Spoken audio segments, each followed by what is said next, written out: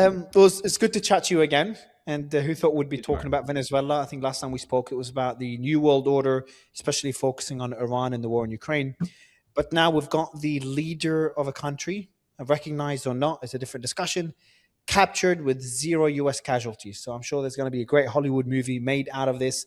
Would love to get your initial reaction when you saw the news. Shock, surprise, impressed, concerned? What was the initial Um, reaction?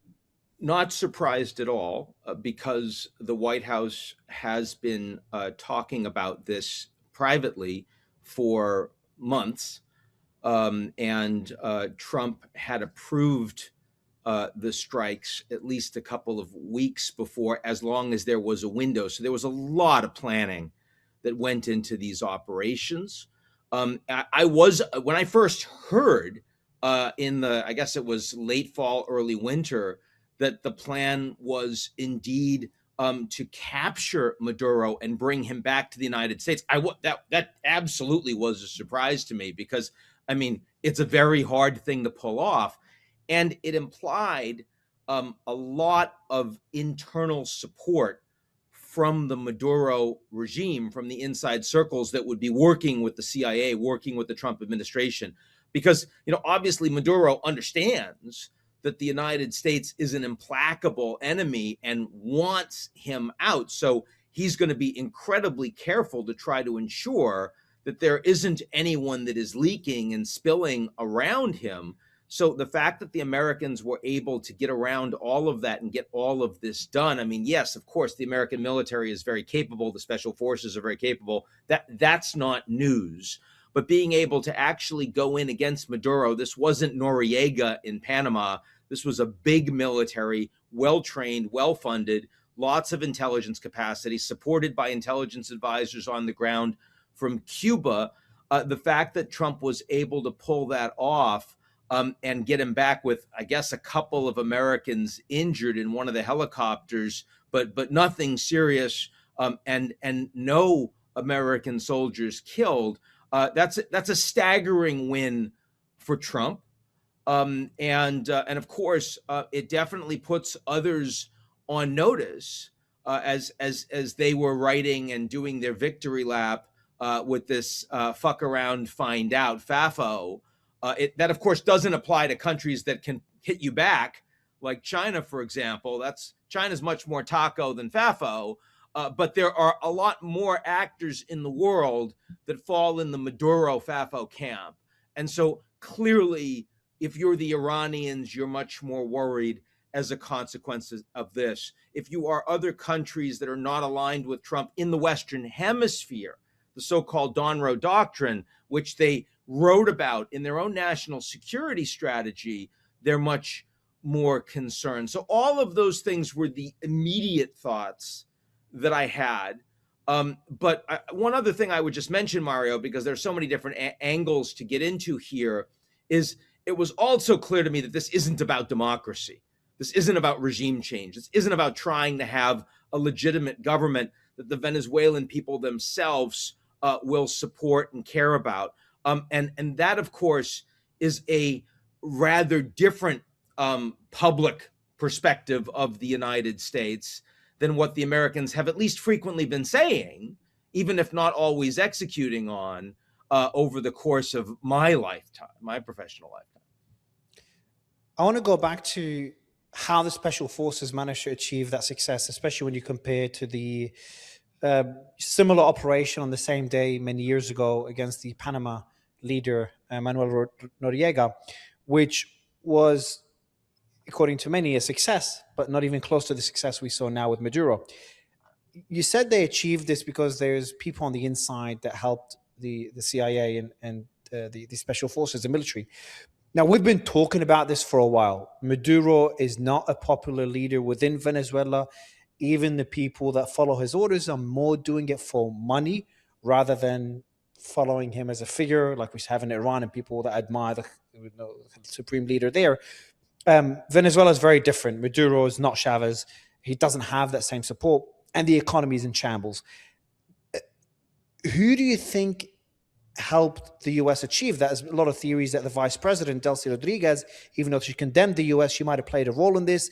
She's the one being praised now by Trump as potentially, collaborating with the US as the new leader instead of Machado, the Nobel Peace Prize winner, and the US darling being the one that's being talked about. It's the vice president, which raised a lot of questions. And you also mentioned very astutely that the Cuban intelligence were protecting Maduro. Maduro is probably one of the most protected people in the world, knowing that he's a target by the US.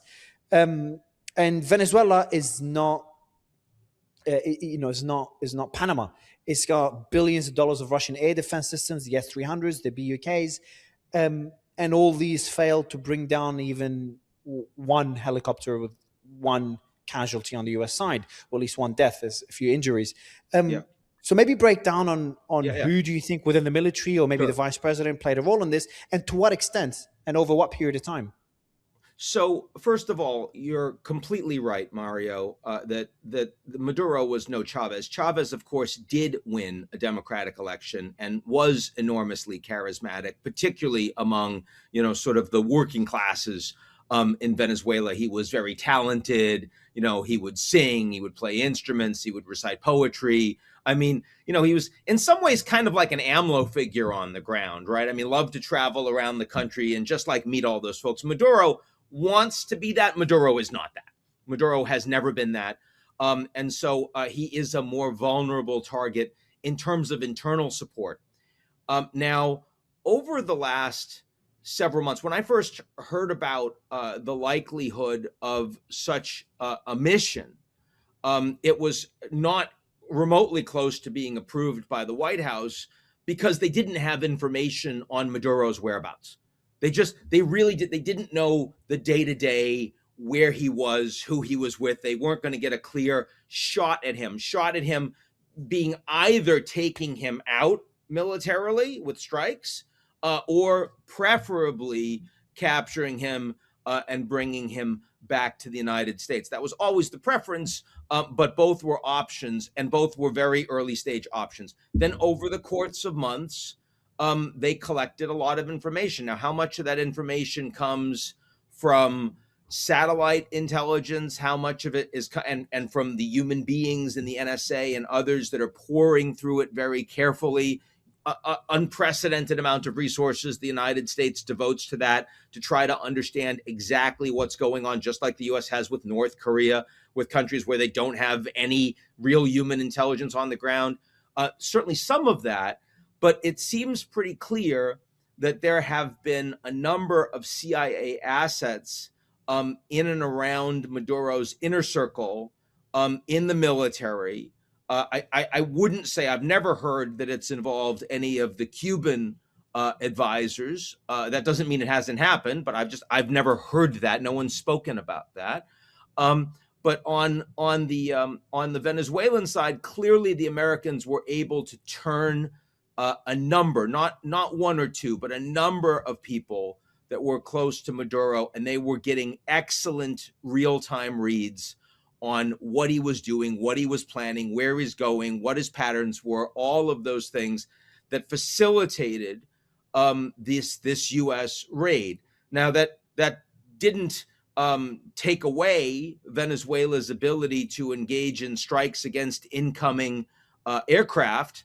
So you still had to have these significant strikes in advance of the Delta Strike Force so that the Venezuelan air defenses, most of which comes from Russia, were neutralized, and there was still shooting at these American helicopters coming in.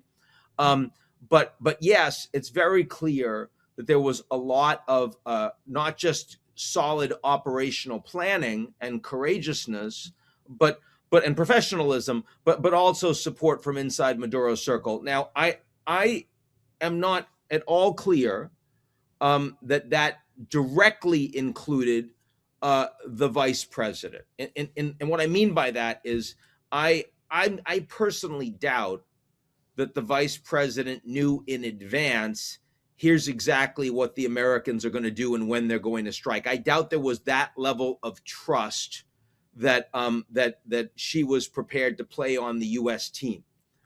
But there have been all sorts of talks with Maduro himself, as well as with those around him in the government, as the Americans were ratcheting up military and economic pressure, and as they were creating ultimatums.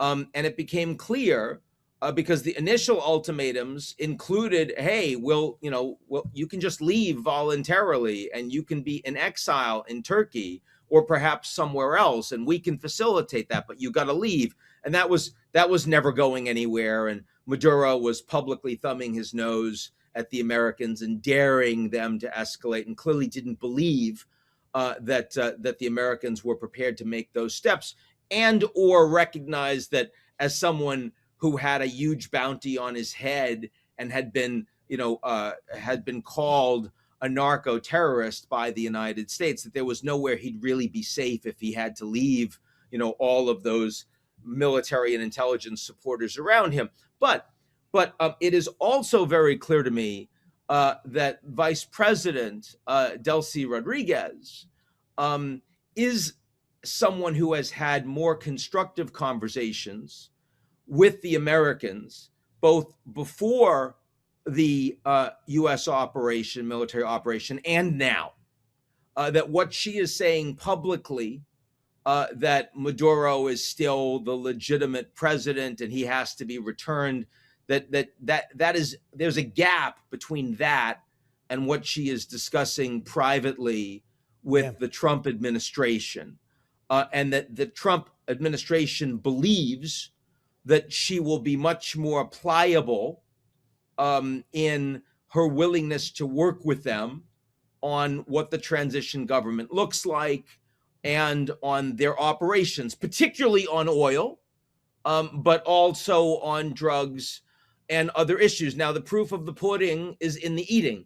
And Mario, they don't have a plan, right? This is not even Gaza in terms of plan for what the transitional government is going to look like. So when Trump says publicly, we're going to run the country, that doesn't mean he's planning on sending Tony Blair to Caracas, right? There's no American proconsul that is taking over. What it means is that Trump and Trump and Marco Rubio and John Ratcliffe and others, they believe that the American credibility and leverage is so great against Venezuela, or else that this new government is going to do their bidding. That's what they believe, but they do not have proof of that yet, and they're prepared to give them some time. I don't think it's a matter of a day or two. I think it's more a matter of a week or more. But because they want to see stability on the ground and all the rest. But they're certainly going to keep their military assets in the region, and they're going to maintain an enormous level of pressure behind the scenes of what that or else might look like if it turns out that this new Venezuelan government, which is not a regime change, which is different leadership, but the same regime, right? If suddenly they're not much, much more willing to play by the Trump administration's tune. One more question about the military success of this operation. Yeah. In terms of the Russian air defenses and the limited amount of defense that was there, do you think there could have been a stand-down order? We do know that there were U.S. radar jammings, communication disruptions, and there's also precision strikes on the air defense systems. But do you think there was a stand-down order from within the military? And if not, what does that say about Russian air defense capabilities, especially after what we saw in Iran and Israel as well? So a stand-down order, I'm not speaking from any intelligence here, a stand-down order is more implausible to me because almost everyone from the old regime, again, is still there. And you give a stand-down order and you've got the vice president saying Maduro is still the legitimate leader. You don't want to be the person who is publicly found out to have made your country vulnerable to that. right? That is a dangerous situation for you to be in unless you've gotten out. And no one's gotten out. So I'd be a little surprised if if you actually had people at a high level delivering orders across the country at that point saying no, no, no, don't shoot, especially because they don't really know what the outcome is going to be at that point, right? You just don't know. So I'd be surprised. I think this was much more about the Americans having a surgical strike capacity with the best professionals, the most well-trained professionals in the world, knowing exactly where Maduro was, having the correct, sort of the best weather conditions to allow for it, get in fast, get out fast. And perhaps they felt like the air defenses weren't going to be that effective against them. They had jamming capacity. All the lights in Caracas were off. I mean, again, I'm a political scientist. I'm a geopolitical expert. I'm not a military strategist. So you're talking to me out of school on expertise there. But in terms of what was motivating the decision, it doesn't seem like they would have made a political order to stand down. Seems like this is the Americans displaying operational superiority over Russia. And of course, this gets at another question that you didn't ask, but is obviously relevant here, which is that the Americans are not claiming that they have more legitimacy than anyone else to engage in these strikes, at least not credibly. What they're showing is that they have the power. And of course, that has implications for other countries around the world, but it doesn't necessarily have implications for Russia, because Russia's already acting like a rogue. Russia already, engages in all of these war crimes. I thought it was very funny when Kirill Dmitriev, the senior advisor to Putin, was, saying that this was unacceptable, a breach of sovereignty. And of course the Russians are in a particularly experienced position to understand that. So the point is that if the Russians had had America's military capacity back on February 2022, we'd be having a very different conversation about the global order right now. And if they had a better military capacity today on the ground in Ukraine, the Europeans would have much less capacity, and the Americans would have much less willingness to engage in a negotiation that the Russians are resisting. So, what we saw, and this is precisely your point, is the United States has displayed extraordinary military capability that no other country really has. How much leverage would that give them politically when they're having discussions with other Latin American countries, with Mexico, with Colombia, with Iran, with Belarus, whoever is challenging the US next? Well, it depends. It depends a lot. So I think it gives the Americans a lot of leverage across Latin America and in America's backyard. I think it gives them a lot of leverage in Greenland. You probably saw that Stephen Miller, the deputy White House chief of staff, his wife, put out a post last night showing Greenland covered with the stars and bars, right? That's obviously a troll, but it's also setting the Danes and the Europeans rightfully into a panic, because they look a lot more like Venezuela in terms of their capacity to hit back militarily than they look like the Russians or the Chinese. And if you're Mexico or if you're Colombia, and you have governments that have been engaged with Maduro, supporting Maduro to a degree over the last years, and you also have serious problems with narco cartels in your territory, your sovereignty is clearly more vulnerable to Trump's unilateralism today than you thought it was a week ago. So I think there's an enormous level of concern with Petro in Colombia. Colombia is an ally of the United States militarily, and that will continue. Petro will be under a lot of pressure, but Colombia has elections coming up later this year, and they will overwhelmingly likely, vote in a right-wing president that will be much more aligned with Trump. Sheinbaum is deeply concerned that this would be a red line for her government, but this makes her, and she's developed, and her cabinet's developed, a very functional relationship with the Trump administration. It's made them more focused on making sure that they produce spectacular wins in shutting down fentanyl export and transit, in shutting down the narco cartels, and cooperating with the United States. And I will tell you that Marco Rubio, Stephen Miller, in the past months have been talking about Mexico as saying, well, maybe we don't need strikes on Mexico because they're cooperating with us so effectively. So, it depends. But also Brazil has a pretty good relationship, with Maduro. And the Brazilian government has already directly condemned, not just expressed concern. Recognize the vice president about an hour or two ago. Yeah, yeah. But the Brazilians, they're in a stronger position.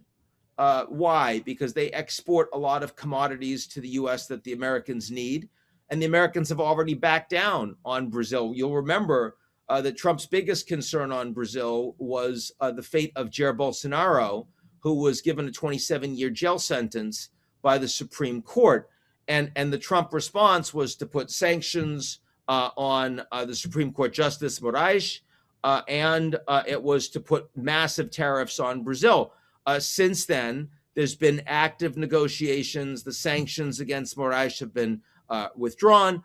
Why? Because they want to do a deal, not because anything Lula has done to back down over Bolsonaro. So again, it really depends in your ability and willingness to hit the Americans back. And the Chinese are on one side of that spectrum. Maduro is on the other. And if you're a country like Iran, or Colombia or Mexico or Belarus or Denmark, and some of those countries are friends of the Americans historically, some of them are adversaries, but it has a lot more to do with how powerful you are and how willing you are to use it than it does with your level historically of ideological affiliation and an alignment with the United States. Another question when it comes to Russia is, what does that mean for Russia's influence around the world? Especially any, I want to say security guarantees, but defense pacts that they have with other countries. We saw what happened with Armenia not long ago. And now we've got Iran as well, of course, with Israel strikes. Russia didn't do much there to support Iran, beyond just a few words of support. And now with Venezuela, just a few months ago, they signed a treaty on strategic partnership and cooperation. And now this does not include, and they were very explicit about it, it does not include collective or mutual defense. Yeah. Exactly. So nothing like Article 5. But still, what do treaties like this mean when people like Maduro could just be captured by the US with such ease? And do you think Russia might have played a role in allowing the US to achieve this operation, or they would have been completely left out? No, because it just shows Russian weakness with Iran, with Syria, the fall of Assad, and now with Venezuela and obviously Armenia.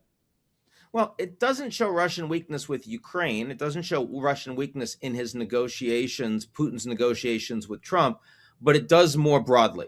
And this has been the big point for the last several years, is that Russia has been, arguably winning on the ground in Ukraine, but losing globally, right? I mean, NATO has expanded, and it now includes Nordic states that, are arguably a much more significant concern in terms of extending direct land borders of hostile states with Russia. The Europeans are spending so much more on their defense. The Ukrainians have radically stepped up their capacity and, of course, their willingness to engage in strikes deep into Russian territory. The Assad regime has fallen, and with it, certainly the influence that Russia has had on the ground in Syria, even though they might still have some military capability in terms of using bases and the like.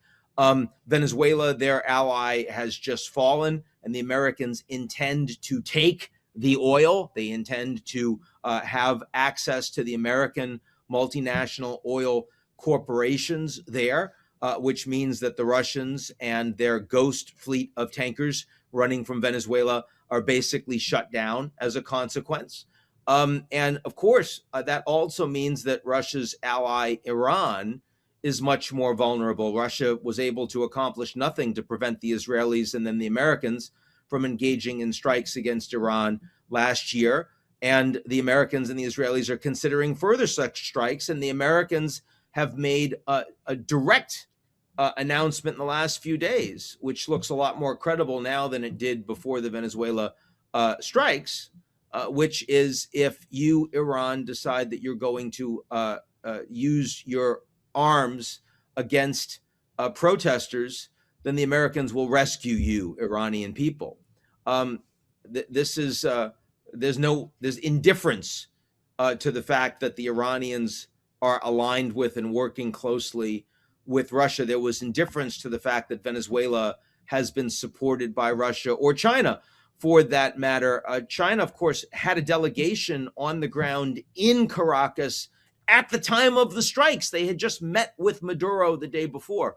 So that didn't stop the Americans. And I doubt very seriously that the U.S. had provided a heads up to the Chinese. Hey, just to let you guys know, we're engaging in strikes right now. I doubt very seriously. And the Chinese public reaction, they said they were shocked. I don't think I've ever seen them react to an American decision with shock before, again, implying directly that the Chinese had been given no heads up about this military operation while their diplomats were on the ground in engaging with a country they consider a friendly. What do you make of the pressure that Trump is placing on China through his, trying to improve the relationship with Modi in India? Pakistan's a big one with Hassan Munir. In Brazil with Lula, despite Jair Bolsonaro being in jail. And now we've got obviously what happened in the Panama Canal, having China divest there. And lastly, with Venezuela, with the delegation still in Caracas, as you said, and hours after meeting Maduro, Maduro's captured by the US. What does that say about the Belt and Road Initiative, China's strategy in expanding their influence, and Trump's efforts to counter that? Is it succeeding? And you didn't mention, Mario, the approval of the largest military sale to Taiwan in history, which just happened a couple of weeks ago. And of course, if you're Beijing, that's probably the one that sets off the greatest alarms. And Japan's comments as well. Japan's prime minister's comments saying they'll come to Taiwan's defense. First time they say that. Now, see, there I'd go in the other direction, because the American response to that was telling the Japanese to calm down. And Trump directly speaking with the Japanese Prime Minister Takaichi Sanae and saying, we really don't want trouble on this issue right now, which the Chinese were heartened by.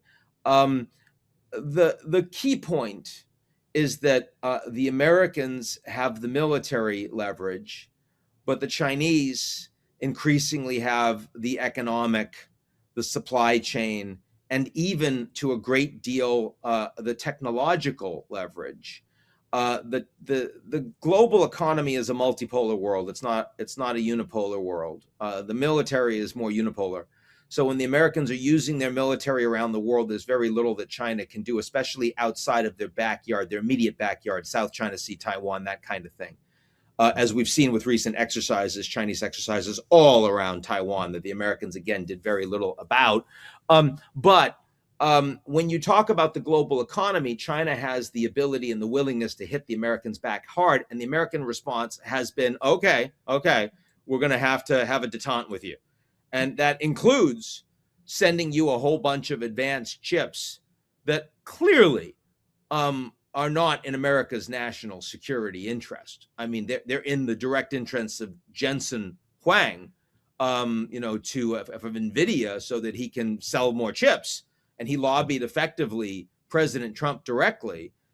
But I mean, anyone you talk to in the U.S. Security establishment, Democrats and Republicans in Senate, on the Intelligence Committee, Foreign Affairs Committee, the rest, all of them are like, we should not be doing this.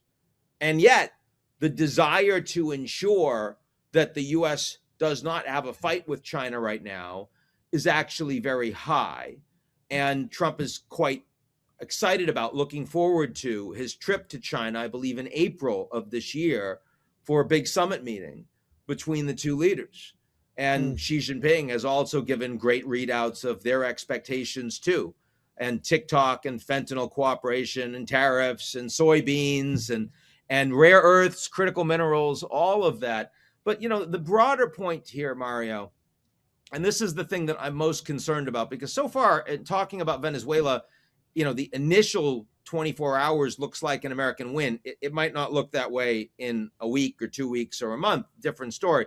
Again, we can talk about all of that. But the long term is that the Americans are playing by the law of the jungle. The Americans are embracing a G0 world where the strong have the rules that they set and the weak have to accept whatever the powerful do. Now, the Americans are the most powerful country in the world, but they are politically constrained in using that power because they are still more or less a representative democracy. They are not a dictatorship.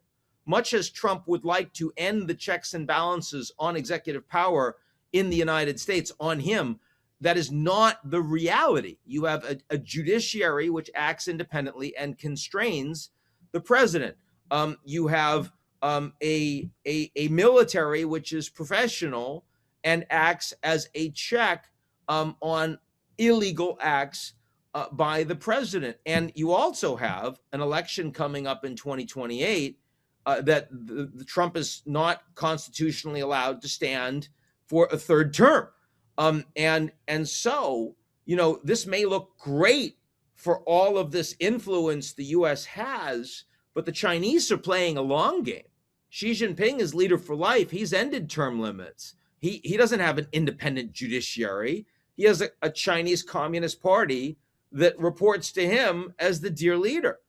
Xi Jinping thought. There's no Donald Trump thought that's going to affect the way that American power is influenced and projected around the world in 2029.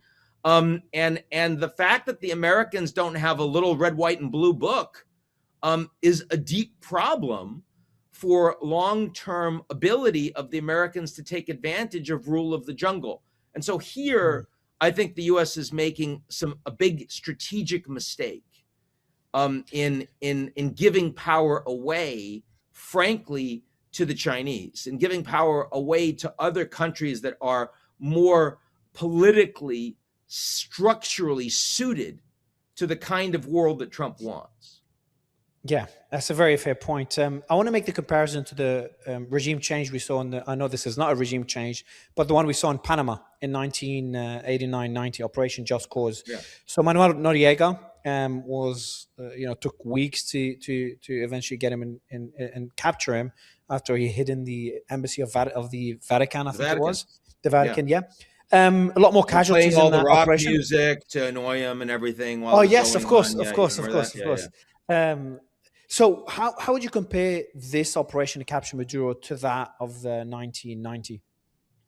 Well, the Maduro, so Noriega had killed, I guess it was a U.S. Marine. So in that regard, there was a slightly different legal argument that was being made here. The argument is he's controlling a narco cartel and is a terrorist and is being sort of picked up on those crimes. The crimes are pretty clear. The charges are pretty clear. And you'll see that play out in the Southern District of New York over the coming weeks. But in both cases, you do not have Congress providing the approval for American action. And, you just saw Susie Wiles in her interview with Vanity Fair saying, well, striking ships in international waters, those are running drugs. You don't need approval of Congress for that. But if there was going to be anything on Venezuelan land, we'd need to go to Congress. The president would need to go to Congress. Well, he didn't go to Congress. And Trump's perspective is, well, other presidents have done it. Number one. Number two, Congress doesn't want, they're abdicating their legal authority and requirement of declaring war. So they no longer have to be listened to because they're not interested. Three, this guy is an international criminal, and we've already labeled him as such. He's not the legitimate president. He stole the presidency, so we have the right to take him out. And fourth, I'd much rather take the action and ask for permission later, ask for forgiveness later. That is my modus operandi, and no one's going to stop me. So I think those are the various types of arguments that are being deployed in different circumstances by Trump, by J.D. Vance, by Marco Rubio, And the by fact, others. and the fifth is that the Congress is very likely to leak the story and jeopardize the operation as well. You know, I have a hard time with that. If we were talking about a secure briefing in a skiff with the Intelligence Committee, I don't think, you know, again, the New York Times and the Wall Street Journal had this story, and frankly, my organization had the story, and you don't, you're in that environment, professional ethics.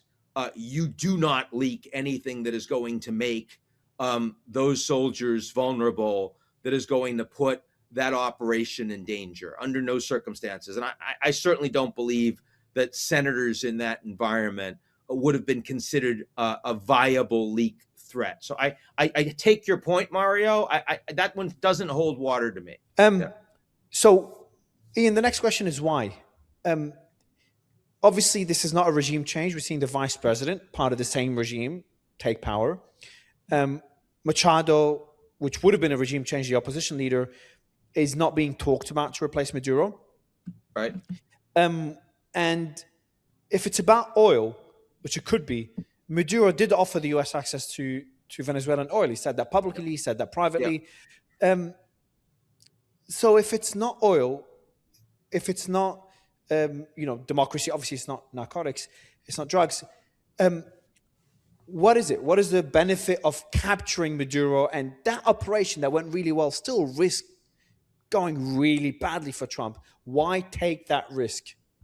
Well, increasingly the argument inside the Trump administration was that anything would be better than Maduro, that this guy is the absolute worst. He won't really work with us. We can't possibly trust him on any issue, not on drugs, not on oil. He's not going to be a partner. He's not turnable. So we need him out. They came to that conclusion gradually over many conversations, over many months. Rubio was certainly in that position earlier, but Stephen Miller came to that position over the course of the debates. Radcliffe came to that position. So I mean, part of this, the goal is, I mean, when you say, is it about the oil, is it about the drugs? Part of it is about, no, part of it's just getting Maduro out. And once Trump said publicly that he has to go, and he puts the $50 million ransom bounty on his head, and he ratchets up the political pressure, he sends all the military, he starts engaging in the strikes against the drug boats, and he says over and over and over, Maduro has to go, then Maduro has to go. So, I mean, the demand to one way or another ensure this guy isn't in power is itself has become a goal of the Trump administration. And no matter what happens going forward on the ground in Venezuela, Trump will consider it a win that he has removed him and that he has brought him to the United States to face justice. That is the biggest issue at play here. And we shouldn't lose sight of it just because there are lots of other things to discuss. I think the oil matters a lot to Trump, and you saw him talking about that. Venezuela does have the largest proven oil reserves in the world. Trump has focused a great deal on making the U.S. the most powerful petrostate. The U.S. already produces 13.5 million barrels of oil a day, more than any other country in the world. And Venezuela used to produce over 3 million barrels a day, and they are not remotely close to that. They're producing only about 1 million barrels a day right now. Now, the folks that we have in the energy industry tell me that at best, Venezuela can probably increase their production by about 300,000 barrels a day on average per year. That requires a lot of investment, and it also requires political stability, neither of which are available today, but could be within months. So once you get there, you're probably talking about 3 to 5 years from now to get to 2 million barrels a day. That there are certainly American companies that are ready to take advantage of that. Chevron is already on the ground in Venezuela. Some European energy companies are also on the ground in Venezuela. They'll be able to turn this on reasonably quickly, but it's hard to imagine that this is principally an oil play. Clearly, the drugs matter. Fentanyl doesn't come from Venezuela. It's cocaine, though cocaine is mixed with fentanyl in the United States. A lot of Venezuelan cocaine goes to Europe as well. Clearly, the Americans want to shut that down. That does actually matter. It matters to Trump voters. It matters in red states. So I think that's relevant. But again, kind of secondary to getting out Maduro. And the final point is this isn't about democracy. We haven't talked about her yet, but Maria Machado, who won the Nobel Peace Prize for leading the Venezuelan opposition after Maduro stole a democratic election from, her party. She is the person that should legitimately be running the country. And Edmundo Gonzalez should be running the country, the engineer that won the earlier elections. And Trump has said, well, they don't really have what it takes. They don't have the leadership. They don't have the power. And of course, what he doesn't mean they wouldn't get the votes. They would get the votes, but they don't have the guns. They don't have the power on the ground. And Trump is much more interested in who's capable of running the country than the idea of who would win a democratic election. But would you say that is a relevant point? Because a regime change operation, especially if the leader is not popular enough, and not only popular among the public, but within the military that controls the country, because there's like there's a system that Maduro and Chavez have built, especially Maduro, over the last few years and decades, that is so ingrained within Venezuelan legal system, economic system, that the country would not function without it. And if you put someone like Maria Machado in power, it's going to be very difficult for her to so suddenly take over that system that is so broken over so many years. And it might be a process where there'll be some sort of interim leader like the vice president, and eventually Maria Machado could become the leader. I would love to get your thoughts on that. And also on the oil side, I was getting my phone out because the team sent me through a Politico article that came out not long ago. Oh, no, actually, it came out a while ago. It was December 21. But they just sent it to me before this interview. And it was talking about the Trump administration telling oil companies that the only way they can get the assets that, Chavez, I think it was, seized many years ago, is to invest in the country to build out the country's capacity again. And I want to kind of link that to another theory that's been floating. Would love to get your thoughts on this. There's multiple points here, and I'll let you respond to all of them. Is whether this is an oil play, but more from a geopolitical strategic sense, where the U.S. controlling or influencing that amount of oil, their own production, the biggest producers in the world. Now the biggest known reserves of the world, 17% of global reserves, more than Saudi Arabia, which is Venezuela. Having control of that will allow them to pressure Russia, bring oil prices down. Obviously, it'll piss off the Gulf countries, but it could pressure Putin to accept some sort of deal and end the war. Anything below the price of $60, $70 a barrel is bad for Putin, and potentially leverage over China, because China is the biggest oil buyer from Venezuela. Now, Venezuela is a small portion of of China's oil imports, but still a significant one nonetheless, within the top 7, I think. That's why I spent the time talking about how long it's going to take to ramp up Venezuelan oil production, Mario, is because these are all very important points from a 5, a 10-year perspective. But Trump is not president in 5 years. Trump is a very short-term transactional president. Now, that doesn't mean he doesn't care about big announcements and headlines. Remember how much he pushed the Ukrainians to get a critical minerals deal, when you and I both know no critical minerals are coming out of Ukraine anytime soon. But it was critical, it was essential that he got that deal done. And he showed that the Ukrainians are going to be paying for whatever the Americans give to Ukraine. And he's saying that already in Venezuela. Well, it's not going to cost us any money to rebuild this country because their oil is going to pay for all of it. And so, part of this is the justification. We're taking the oil and we're the big guys and it's our influence.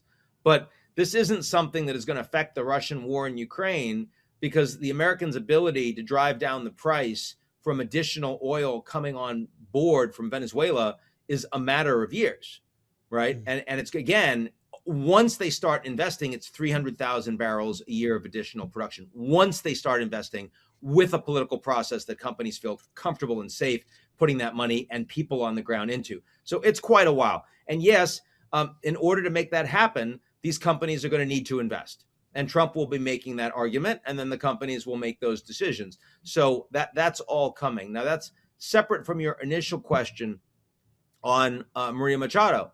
And, you're asking, well, might this work long term? Sure, it might. But, there's no way that, here's the relevant point.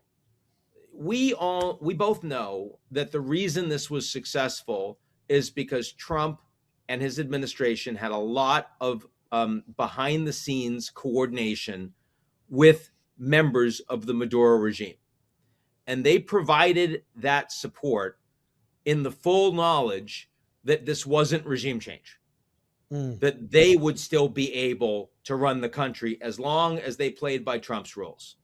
So, what is the incentive in that environment for a new government with the military still there? What is the incentive for them to actually share power with a democratically elected, legitimate authority? And the answer is very low. Is Trump going to push them to? There are people that are presently illegally imprisoned, opposition members in jails. Will they be freed? Will the United States pressure as a priority for those people to be freed? Or as long as the Americans get the oil, do we not care very much about those people? Now, I think Marco Rubio does care about those people. I think he does. I don't think Trump cares about them. And I think that's going to be an interesting dynamic to watch play out over the months. Now, the Americans have leverage because they've shown they've got the military and they're willing to use it. But the U.S. doesn't want to send boots on the ground. They don't want to actually, the way that you would affect regime change to ensure that the military does what the U.S. wants and puts the Democrats in would be sending a whole bunch of troops. But as we've seen in Iraq, in Afghanistan, that can be a disaster. Now, Venezuela is not those countries. You don't have the sectarian divides. You've got a recent history of democracy. So, you can make the argument that boots on the ground would be more effective in bringing a return to democracy in Venezuela than the U.S. experience in other countries. But the U.S. experience has been so toxic, and the American opposition to sending those troops is so high that that's really a red line for Trump. So what I think Trump is much more likely to do is, if he suddenly sees that Delcy is not playing ball, that, then the Americans are they'll take over some offshore oil facilities. They'll just take them over because they're not well defended and it's a low risk. And they'll say, okay, well, I guess you're not going to have any money. And who's going to come to your aid? China? I don't think so. Russia? I don't think so. So, I do think that as long as the Americans decide they don't care about what happens to the Venezuelan people, and as long as the military has the ability to repress, and that's a big question because the military is just taking big hits, then, maybe this goes the way Trump wants. But, at some point, you have to think that what the Venezuelan people want will also matter here. Yeah, and he's already talked about a phase two, a phase two of the attacks. And I think that's just potentially an indirect threat to the people he's negotiating with to make sure they don't go out of line. Completely. All eyes now, and that's probably the last topic I want to cover, but for me, the most fascinating, and that's Iran. We know that the same way Trump wants a regime or wanted a regime change or some sort of change or wanted Maduro out, he wants a regime change in Iran, or at least Israel does, and the US is supporting that.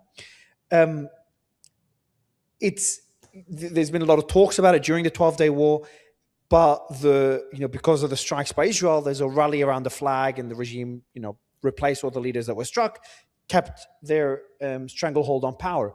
But now we've got the most important factor for any authoritarian regime, and that's the economy. The economy is crumbling, inflation is skyrocketing, the markets is shutting down, and people are back on the streets. The biggest protests in many years. What do you? And there's also the big water shortage that's happening in Iran. Iran is in shambles right now. All their allies have fallen. Smaller proxies, Houthis, Gaza, Hamas, Hezbollah, and obviously strong allies like Syria, Assad, and now Venezuela. And obviously Russia's too busy in Ukraine, as we've talked about before. What does that mean for Iran? Could an emboldened US, who Trump spent New Year's Eve with Netanyahu, and an emboldened Israel after all the successes they've had, alleged successes that, based on how you want to look at it, that they've had over the last couple of years, could that lead to a similar operation in Iran? So, first point, Mario, as of right now, there is no such plan, in the way that there has been a plan developed over many months in Venezuela. So that's relevant, like, to the extent that what we're talking about is more than just pinpoint strikes, like we saw during the 12-day war. It would take a long time to build up that intelligence and to build up that capacity. Also, a lot of the relevant military assets have been moved from the Eastern Med and other places to the Western Hemisphere to support the strikes you just saw against Maduro. And Trump is going to want to keep them in Venezuela as leverage in case this next government doesn't do what he wants, or as an assurance that they will continue to. So it is hard to imagine suddenly the United States pivoting to a Maduro plan over against the supreme leader, the IRGC, the Iranian military. Having said that, when Prime Minister Netanyahu visited Mar-a-Lago a week ago, he came with all of his arguments that the Iranians are rebuilding their ballistic missile capabilities, and we need to engage in further strikes against them, and trying to get the United States to support that. And the U.S. position is that Israel doesn't need permission from the Americans to engage in those strikes if they want to. So, I mean, that's at least a blinking yellow light from the United States. Are we going to see strikes against Iran? I think that if these demonstrations continue, and if the Iranian government starts looking more vulnerable, the likelihood that the Israelis would go, and then the Americans would decide, do they want to join in or not again? The Israelis are much more willing to go in on hair trigger, but they're not the ones with the military that can engage in regime change, right? And also, Iran can hit Israel back. You'll remember almost 100 Israeli civilians died during the 12-day war, right? I mean, so a staggering success for their own civil defenses and their own air defenses, but still, a lot of Israelis were killed. No Americans were killed. So the Israelis are taking on a bigger risk if they decide they want to do that, especially if the Americans this time around don't join in. So I don't think we're looking at imminence of such a fight in Iran, and the level of the demonstrations still have not reached the point that we've seen in past episodes. So it's hard to so far the willingness of the Iranians to repress, we haven't come close to testing that. In fact, so far, there's been a willingness to engage in some negotiation and concession because they don't feel like they need to go that far. So I think we're still early days in the 1989 moment for Iran. They're not really yet at a 1991 moment. And is the Iran military today stronger than what it was in the 12-day war, as they claim to be? It's the Israelis say yes.